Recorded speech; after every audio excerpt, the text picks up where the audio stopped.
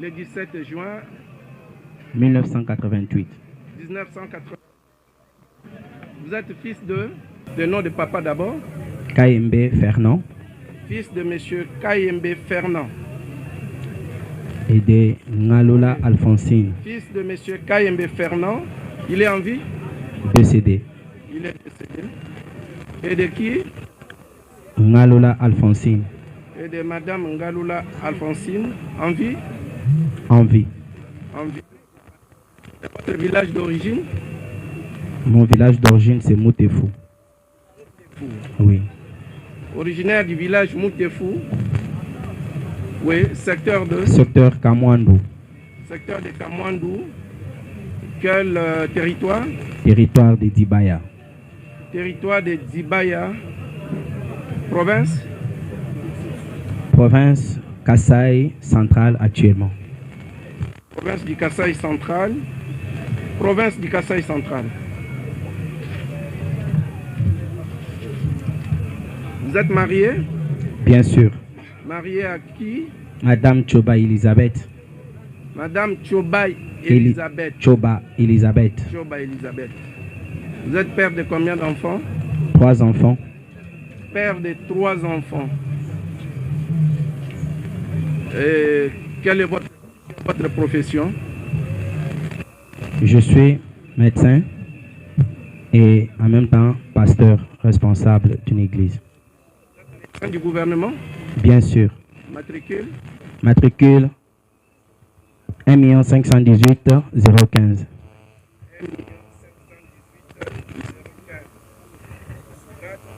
Médecin interne. Médecin interne.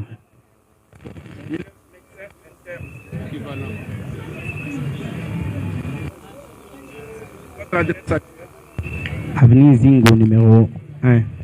Avenue Zingo numéro 1. Quartier Sikotra. Quartier Sikotra. La commune de Lancé. Ville de Kinshasa. Merci. Est-ce que vous avez des antécédents judiciaires connus?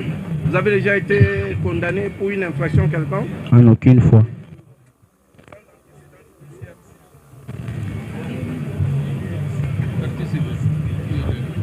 La partie civile est là? Oui. La partie civile est là. Si la partie prévenue fait un peu se mettre à l'écart pour nous permettre le mouvement.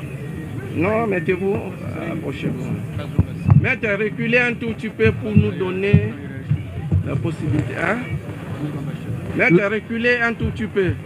Il faut aérer l'espace. La partie civile, Madame Fioti Claire, comparée représentée par ses conseils, Maître Gibungula Lumbidi Liévin. Maître Gibungula Lumbidi Liévin. J'ai comme Gilbert Gibungula Lumbidi Liévin, avocat près la cour d'appel du Kouilou.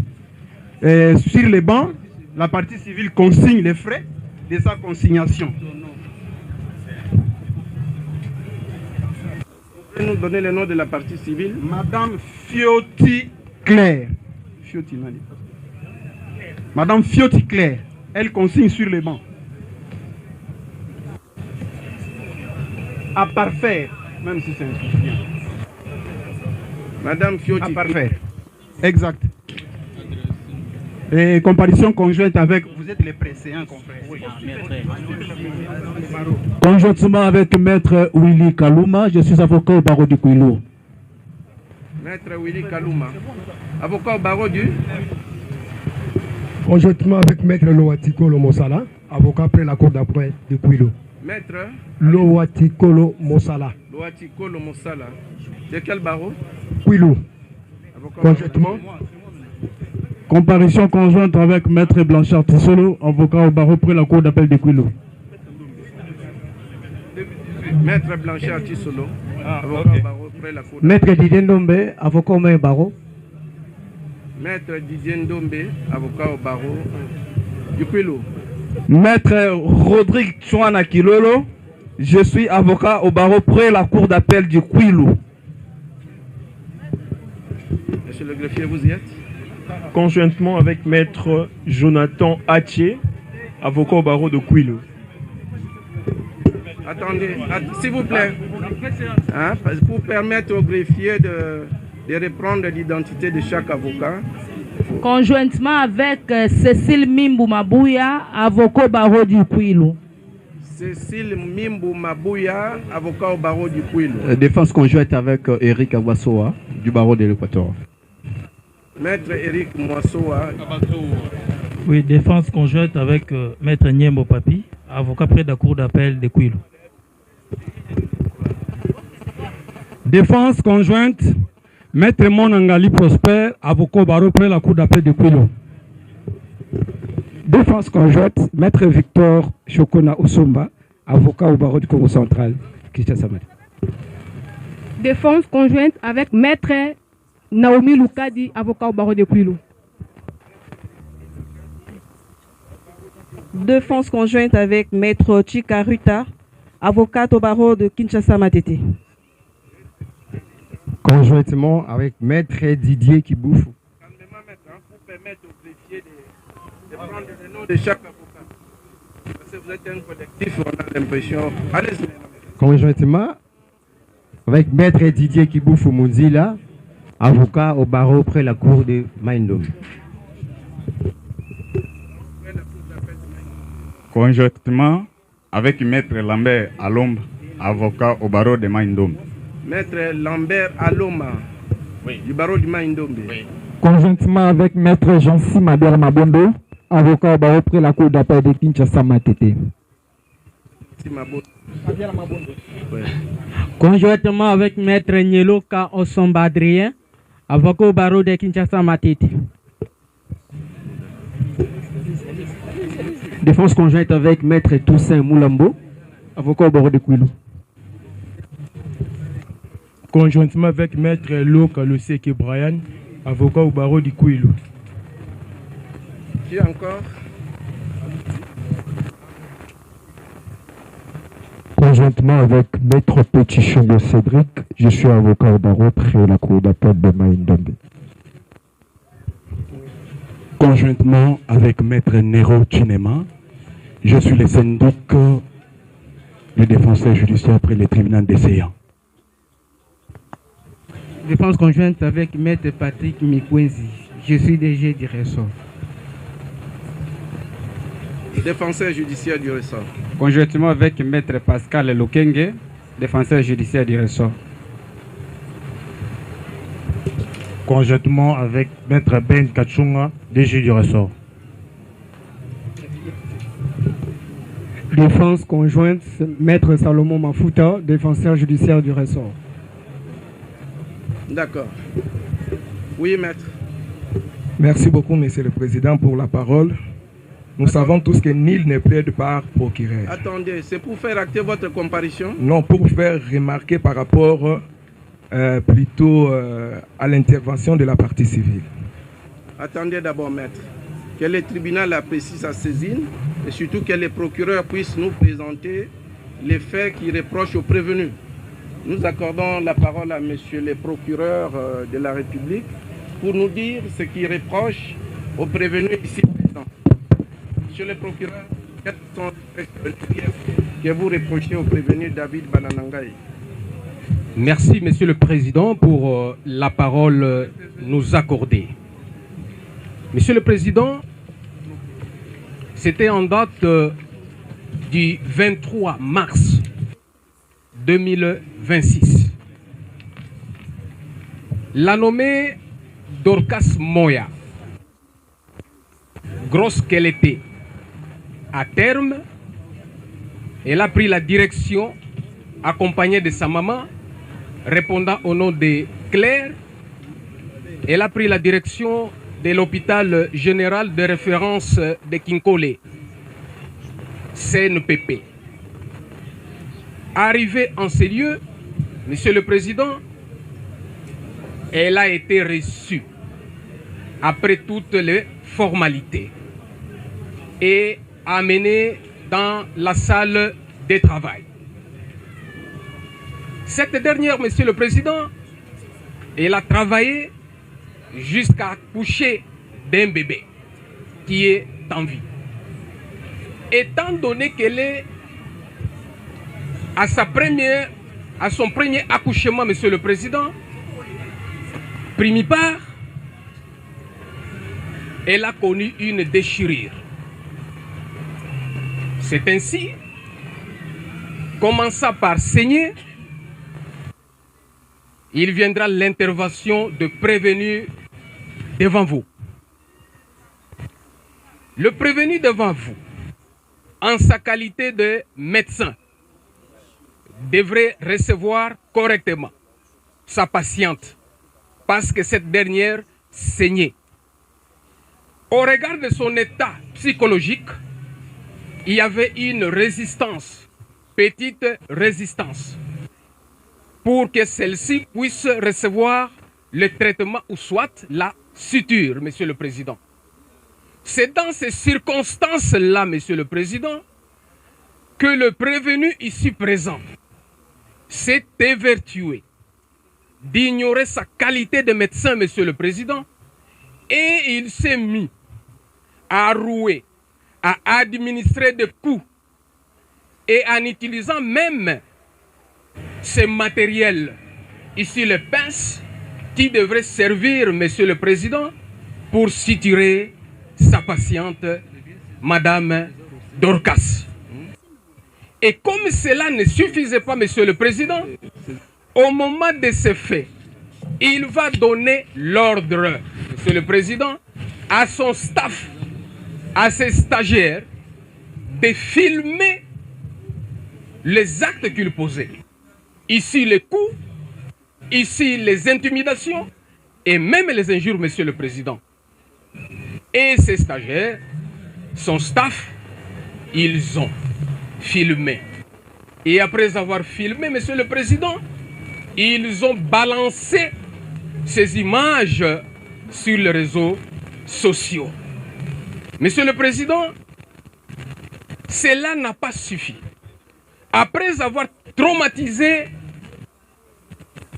Madame Dorcas, ils ont décidé, les médecins ici présents, en date maintenant du 24, sous la forte pluie, ils ont décidé de l'abandonner en la libérant, en accordant sa libération, pendant qu'elle avait encore besoin d'assistance, pendant qu'elle avait encore besoin de recevoir les traitements, Monsieur le Président. C'est ainsi, nous nous sommes saisis de l'affaire. Nous nous sommes dit, Monsieur le Président, que ces faits doivent être réprimés. Ces faits doivent être découragés, étant donné que nous nous retrouvons dans une période où la femme, Monsieur le Président, doit être protégée. Et surtout, à l'état où cette dernière, qui est allée paisiblement donner la vie, mais s'est retrouvée en face d'un médecin, en face d'un monsieur qui l'a traumatisée. Et à cet instant ici, la victime, elle a été transférée dans une formation appropriée et pour recevoir des soins y afférents, Monsieur le Président. C'est ainsi, nous avons décidé, par la procédure de flagrance, au regard de notre lettre numéro 1069 bar RMPFL 31 729 bar PR 025 bar 026 bar PKM, de le mettre à votre disposition. Et Monsieur le Président, au regard de cette procédure, nous venons de vous présenter le fait d'une manière brute. Et avec vous, Monsieur le Président, nous allons découvrir le fait infractionnel que nous devons mettre à sa charge. Nous avons dit, Monsieur le Président. Merci, Monsieur le Procureur, pour votre résumé des faits. Pour permettre au prévenu d'organiser sa défense, quelles sont sommairement les infractions que vous mettez à sa charge? Merci, Monsieur le Président. Les infractions que nous venons de mettre sommairement à sa charge sont suivantes. Ci-après, Monsieur le Président. La première prévention, c'est la torture, Monsieur le Président. Et là, c'est au regard de l'article 48 volontaire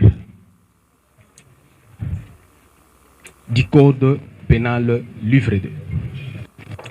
Deuxième prévention, Monsieur le Président, c'est l'atteinte volontaire à l'intégrité physique d'autrui, Monsieur le Président. Et là, nous avons retenu l'article 372 du Code numérique. Et après avoir examiné minutieusement, Monsieur le Président, le comportement de ce médecin,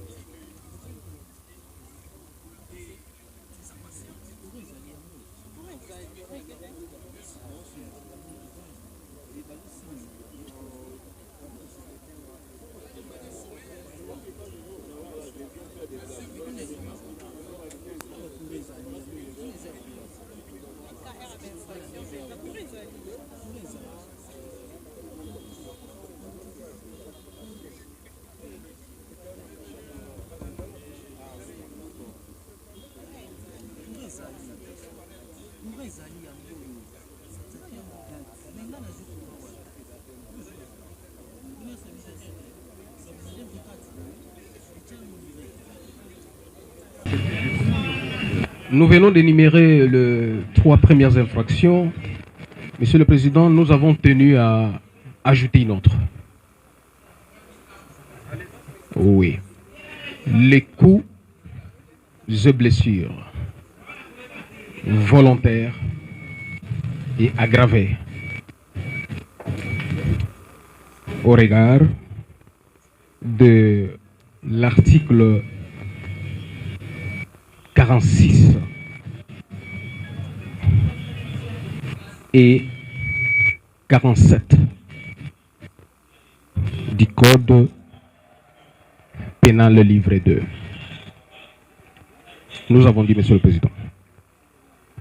Merci, Monsieur le procureur. Donc, Monsieur David. Monsieur le Président. Public, dites-vous poursuivre également des coups volontaires aggravés, prévus et punis par les articles 46 et 47 du Code pénal livre 1er. Vous êtes avec vos avocats, vous comparaissez de vos comptes. Vous allez pouvoir répondre, soit sommairement, soit infraction après infraction, aux griefs mis à votre charge par l'officier du ministère public, organe de la loi. Merci, Monsieur le Président. Maître Zenon, attendez-vous l'assister, qui réponde d'abord, et puis vous aurez la parole. Vous avez des préalables? Des préalables d'ordre public à soulever?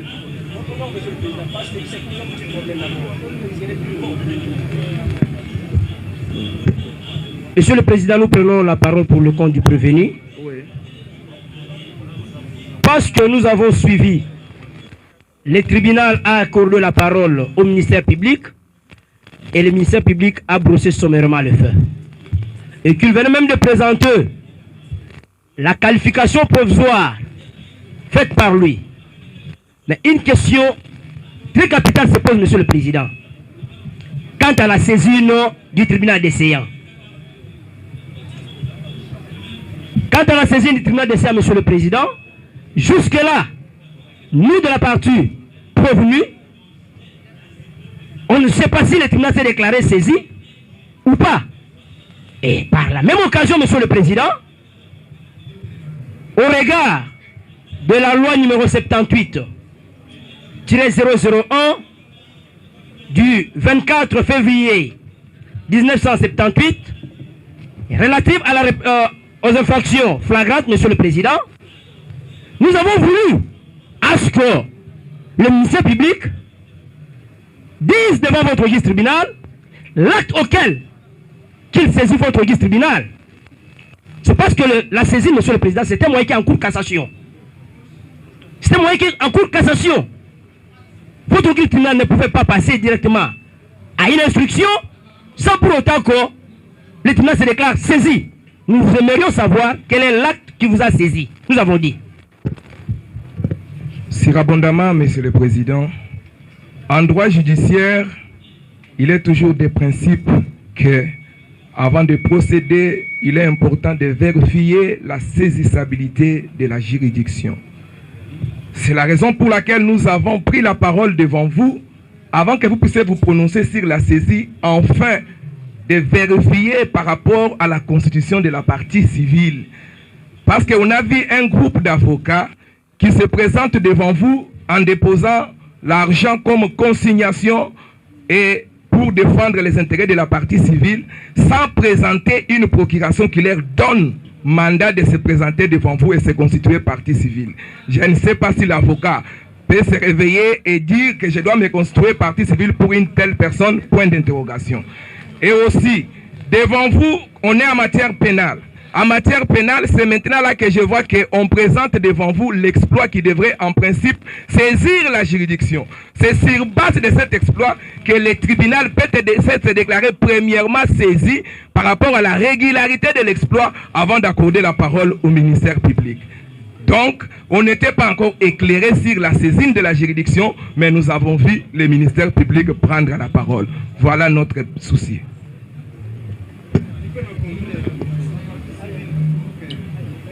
Oui, parole conseil de la partie civile. Vous pouvez passer le micro au conseil de la partie civile. Merci beaucoup, c'est Maître Liévin Gibongula Lombili pour le compte de la victime. Nous avons suivi les prétendus préalables qui n'ont pas du tout été énumérés d'ordre public ou d'ordre privé. Mais en prenant la parole, celui qui prétend soulever les préalables les nomme le premier quel acte qui a saisi votre tribunal. Je crois en ce 21e siècle, devant les tribunaux écrits, quand on vient assister une victime, on doit suivre attentivement. La procédure de flagrance est prévue dans les codes de procédure pénale. Qui saisit les juges, c'est les parquets à travers un acte du ministère public. Le ministère public, prenant la parole, a dit à travers tel acte, numéro point, nous avons saisi votre tribunal. Donc à ce jour, prétendre que ça c'est public ou d'ordre privé, je crois que c'est quelque chose on va chercher à perdre inutilement le temps. Donc il y a un acte conformément au code de procédure pénale, c'est le parquet qui saisit, qui a été déposé et énuméré par le ministère public. Deuxième prétendu préalable, on dit non, la partie civile a consigné les frais, mais sans pour autant présenter la procuration spéciale. Nous lui rétorquons les moyens de droit qui dit nul ne plaide par procureur. Il n'a aucun pouvoir à ce jour de parler au nom de Madame Fioti Claire. Il n'a pas reçu son mandat, il n'a pas réclamé. Nul ne plaide par procureur, j'ai dit. Merci, maître. Sur rebondement à votre honneur, l'économie de l'article 69 du Code de procédure civile dit ceci. Lorsque la juridiction de jugement est saisie, toute partie lésée peut, votre honneur, se constituer partie civile par rapport à ce jugement. Votre honneur, nous sommes lésés et nous rappelons à la partie prévenue que la qualité devant le juge pénal, ça doit s'apprécier par rapport au préjudice. Le préjudice étant incommensurable, raison pour laquelle nous sommes venus, votre honneur, nous constituer partie civile dans la présente cause. Nous avons dit. Merci, maître. Essayez de vous résumer parce que ce n'est pas tout le monde qui va prendre la parole au nom de la partie civile. Il faut gagner du temps.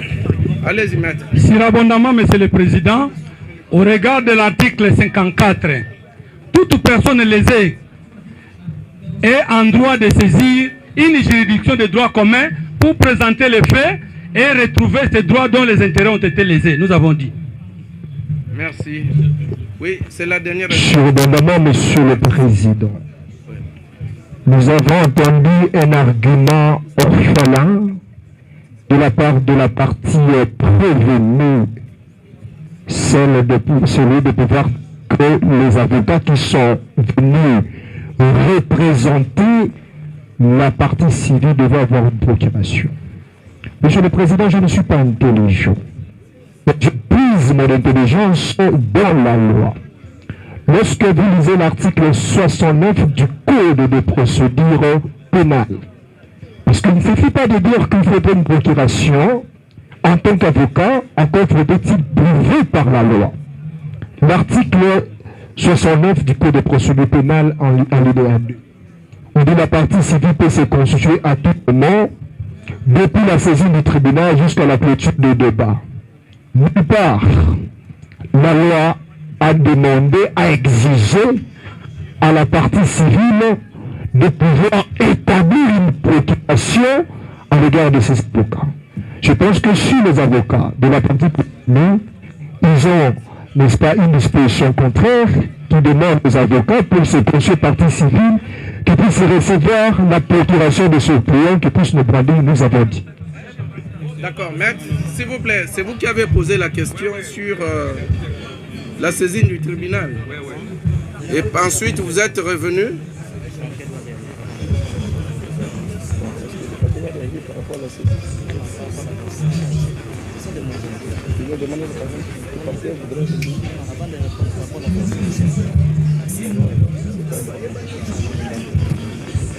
Maître, c'est vous qui avez posé la question par rapport à la saisine du tribunal.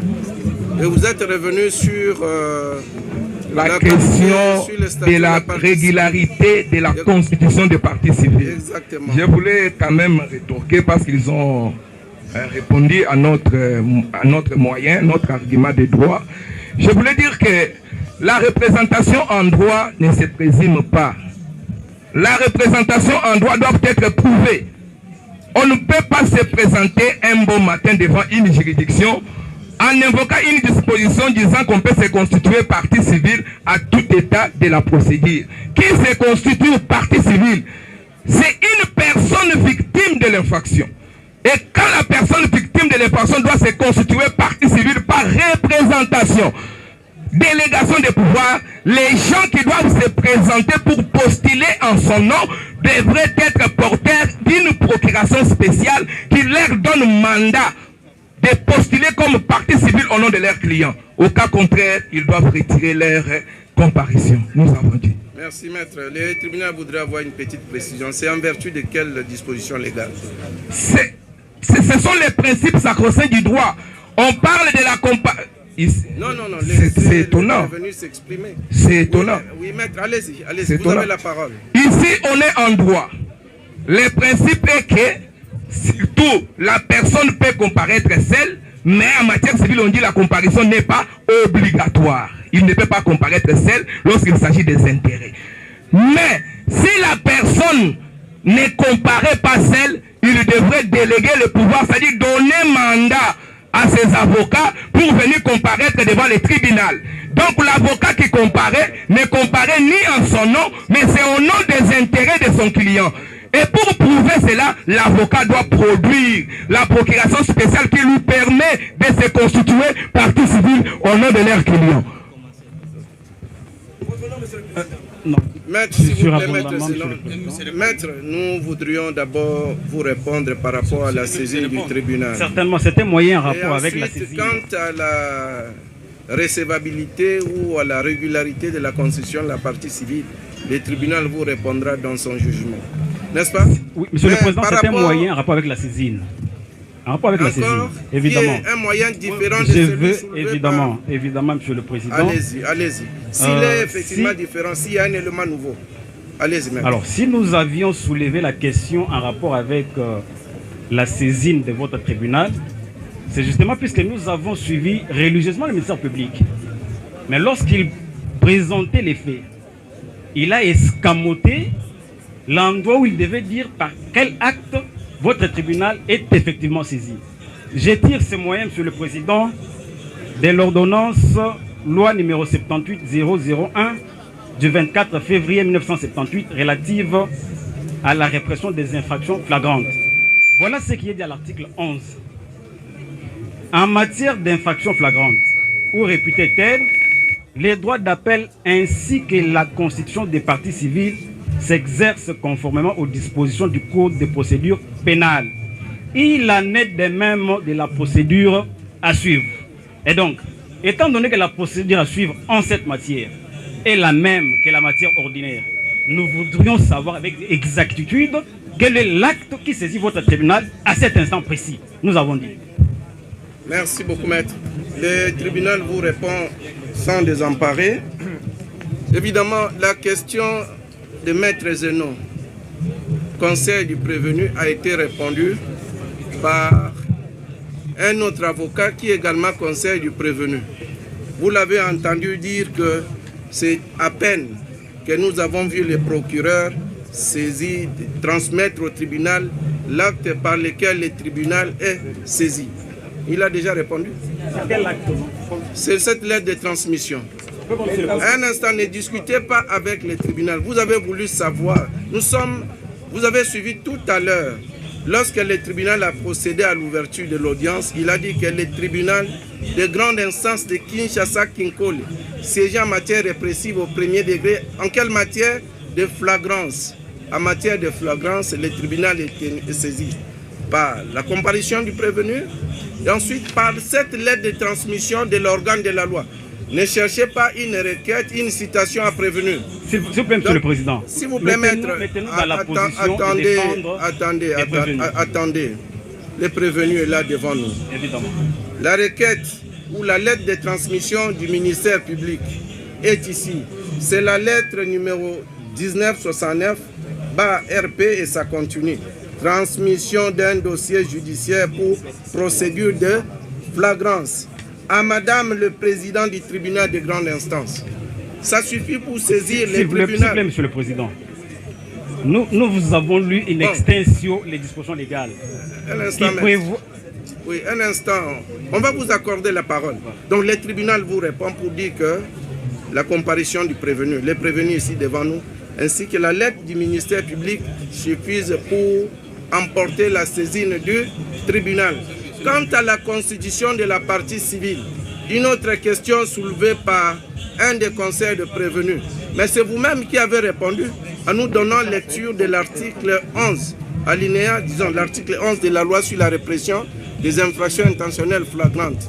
Vous avez dit que la procédure est ordinaire. Voilà. Et de l'autre côté, nous avons entendu dire, le conseil des parties civiles, s'appuyer sur l'article 54, les articles 54 et 69 du Code de procédure pénale pour dire que lorsque le tribunal est saisi, toute partie intéressée peut se constituer partie civile et réclamer la réparation du préjudice. C'est vous-même qui avez répondu. Dans toutes les questions que vous avez posées, on trouvait des réponses à partir de vous-même. Allez-y, donc nous retenons, Monsieur le Président, que votre tribunal se déclare saisi sur base d'une simple lettre lui adressée par le parquet. Exactement. Nous prenons acte. Exactement. Les conséquences, Exactement, Monsieur le Président. Votre nom, Monsieur le Président. Oui, maître, c'est pour revenir sur une autre question. Parce que Monsieur le Président, votre honneur. Oui, maître. Monsieur le Président, nous avons soulevé un moyen qui encourt même cassation de votre décision. Un moyen qui encourt cassation de votre décision, Monsieur le Président. Au premier degré. Votre honneur. Votre honneur.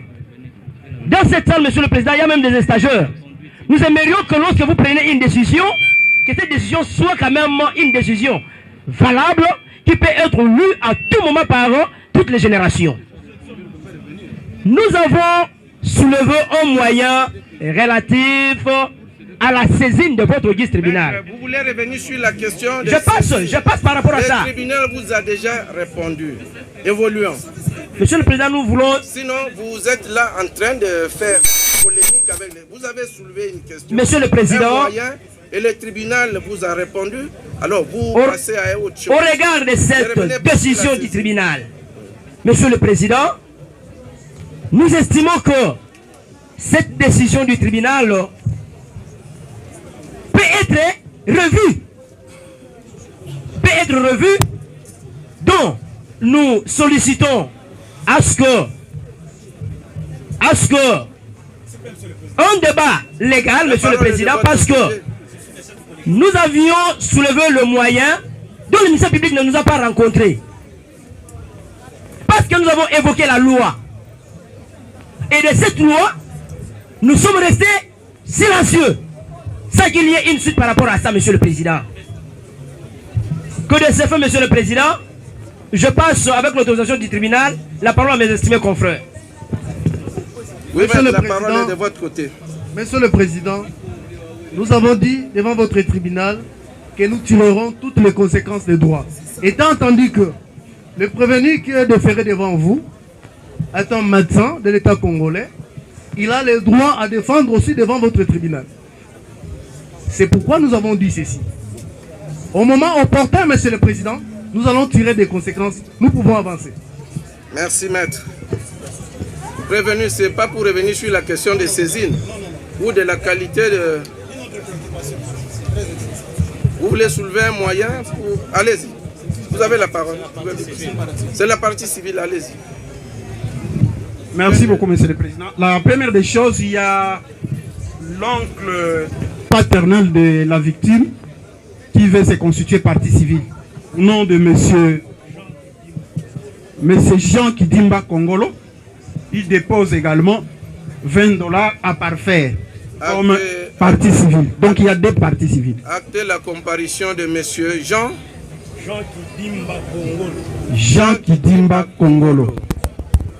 Oncle de la partie civile. À part ça, Monsieur le Président, distingué membre de la composition, qu'il vous plaise de nous demander, nous tous avocats, de reculer parce qu'il y a des autorités judiciaires qui n'arrivent pas à suivre convenablement. Il y a les micros. Si les autres, nous pouvons reculer de 2 pas pour permettre aux autres de suivre convenablement. Maître, qui vous plaise de reculer un tout petit peu pour permettre à tout le monde de suivre l'audience, pour garantir la sérénité de la procédure. Reculons. Oui, nous reculons, on recule. Nous, on n'a pas reculé apparemment. Reculons. La partie défense, on n'a pas reculé. Si la partie de la défense aussi peut reculer, hein, si elle peut aussi reculer, ce serait une bonne chose. La partie de la défense, elle peut reculer. Bon, je crois qu'on peut... Ça va maintenant? Oui, maître. Oui. Vous voulez dire? Oui. En dehors de ce que venait de dire l'estimé confrère maître l'évêque Bungula, nous aimerions aussi faire venir la République, parce qu'il y a deux parties civiles. Il y a aussi le médecin ici. Quand vous allez l'identifier, c'est un agent de l'État, payé par l'État, qui est au service de l'État. Alors, tel que votre tribunal est en train de siéger, nous aimerions que la République soit représentée pour les intérêts civils, parce que lorsque nous allons demander les intérêts civils, comme étant agent de l'État, mis au service de l'État, l'État va répondre quant à ce nous avons dit. Nous avons également pensé, dans le même ordre d'idée, que l'hôpital où le médecin travaille, le médecin directeur devrait également comparaître comme le civilement responsable, parce que ce n'est pas le médecin qui a organisé. C'est une organisation purement de l'hôpital et le médecin directeur de cet hôpital, soit cet hôpital devrait répondre comme civilement responsable. Étant donné que nous sommes la partie civile, nous sommes venus ici pour les intérêts civils, nous citons toutes ces deux parties pour qu'elles puissent comparaître pour les intérêts civils. Le prévenu va répondre sur le plan pénal, nous avons dit.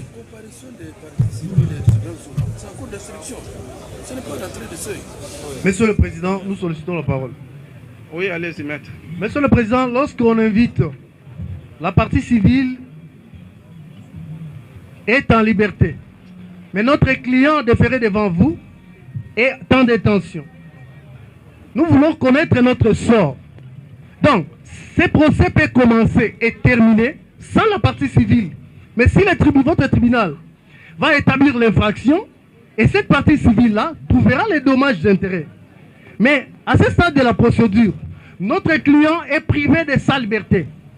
Et si nous renvoyons cette affaire à la date de séjour pour appeler d'autres parties dans ce procès, nous estimons que, Monsieur le Président, c'est du trop. C'est demander à notre client de demeurer dans cette situation jusqu'à ce que votre tribunal va se prononcer. Nous estimons que toutes ces parties civiles qui se sont constituées, que le tribunal évolue avec les dossiers, si ces infractions dont le ministère public vient de citer devant vous, vient de déférer le prévenu devant vous, sont établies, à ce moment-là, les parties civiles auront droit à dommages d'intérêt. Nous estimons qu'appeler la République ça va amener cette affaire d'être renvoyée pour que nous puissions encore comparaître. Oui, maître, c'est le dernier intervenant. La dernière intervention. C'est la dernière intervention. Essayez d'organiser vos interventions pour éviter... Monsieur le Président, nous avons dit pour le moment. Allez-y, maître. Non, nous réitérons. Les derniers intervenants, oui. On s'est rallié à ce qui a été dit par le confrère. Oui, alors vous pouvez retourner le micro. Maître, s'il vous plaît, non, il faut avancer. Il faut avancer, maître. Si vous êtes parti civil. Mais, maître, vous voulez faire échec à la suite? Prenez, allez-y. Merci beaucoup, Monsieur le Président, distingué membre de la composition. Je voudrais d'abord recadrer les débats de l'autre côté, parce que quand on dit si leur client est en détention, alors que la partie civile est en liberté, je voudrais signaler et marteler que si leur client est en détention, il le mérite par rapport à son comportement. Donc ce n'est pas parce qu'il est en détention et qu'on ne va pas soulever ou suivre la procédure légale. Leur client doit être en détention par rapport à ce qu'il a commis comme infraction. Et c'est légal.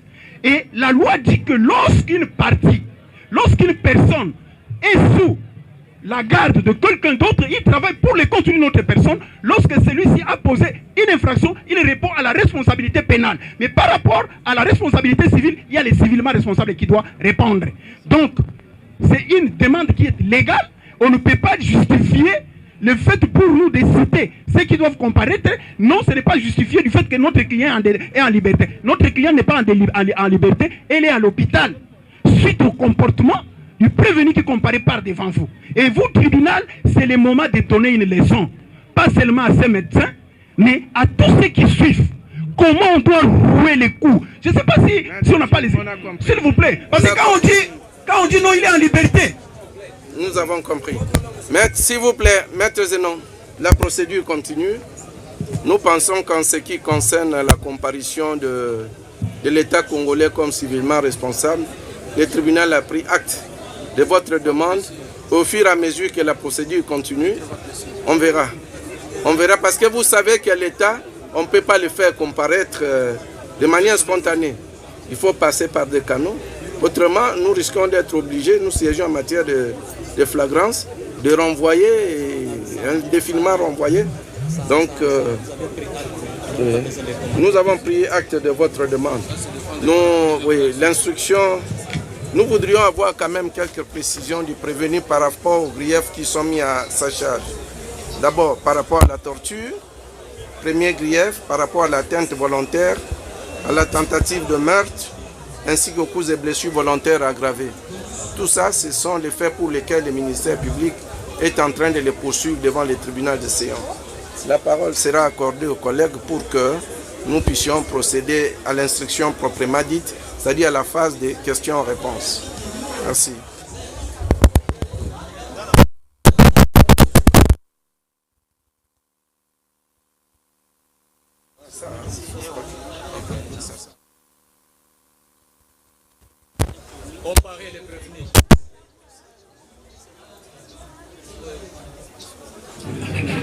Lorsque vous avez été identifié, vous avez dit que vous êtes médecin.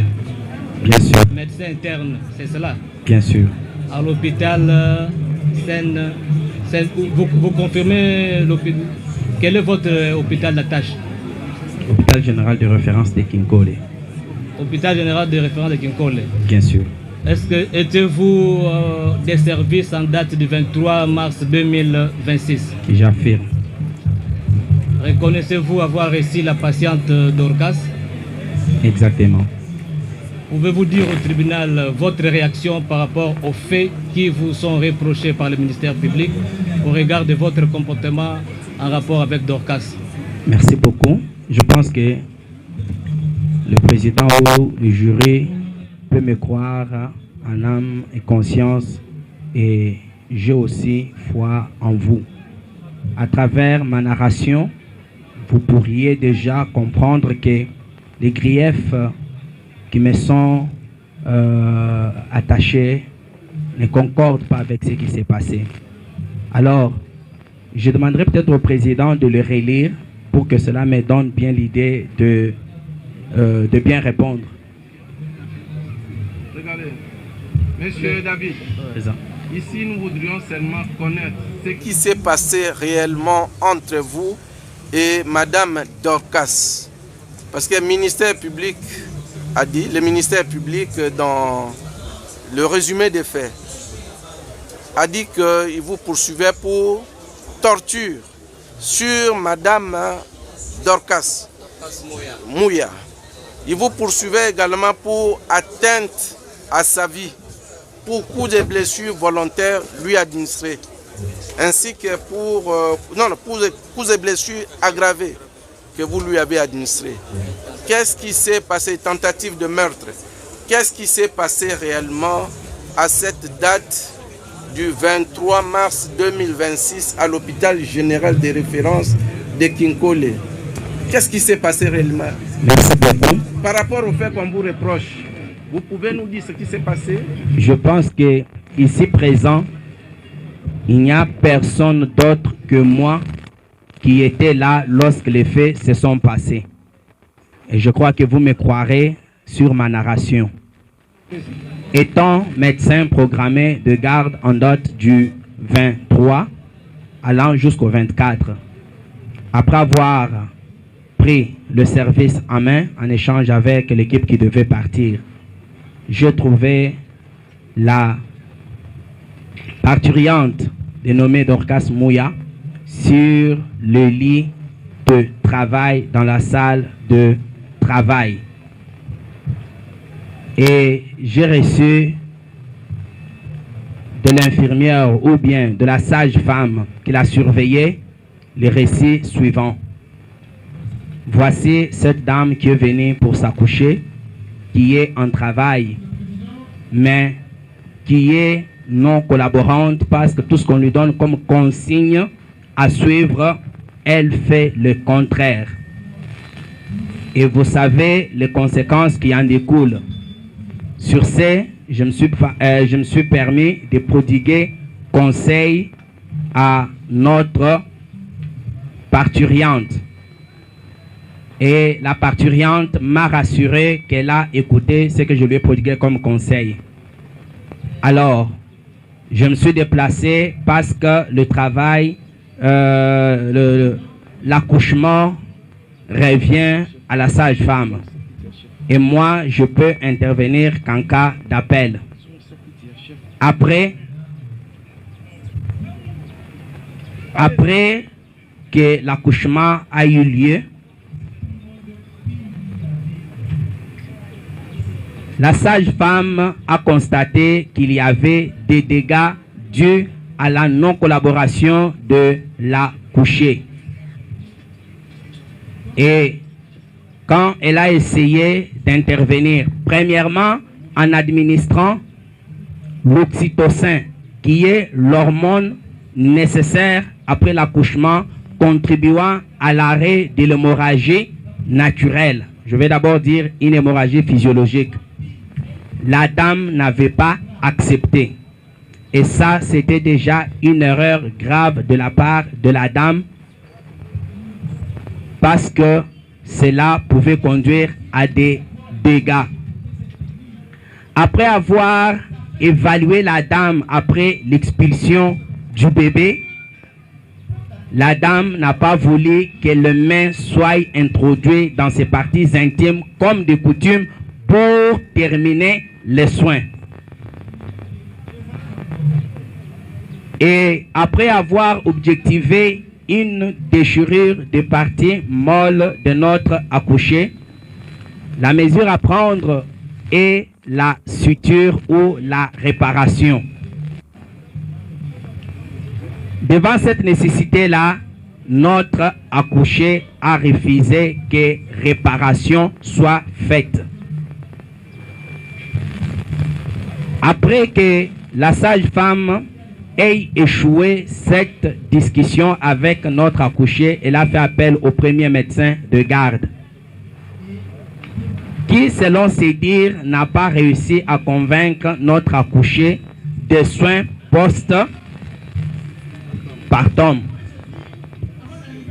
Et ce dernier médecin fera appel à un deuxième médecin commis à la garde.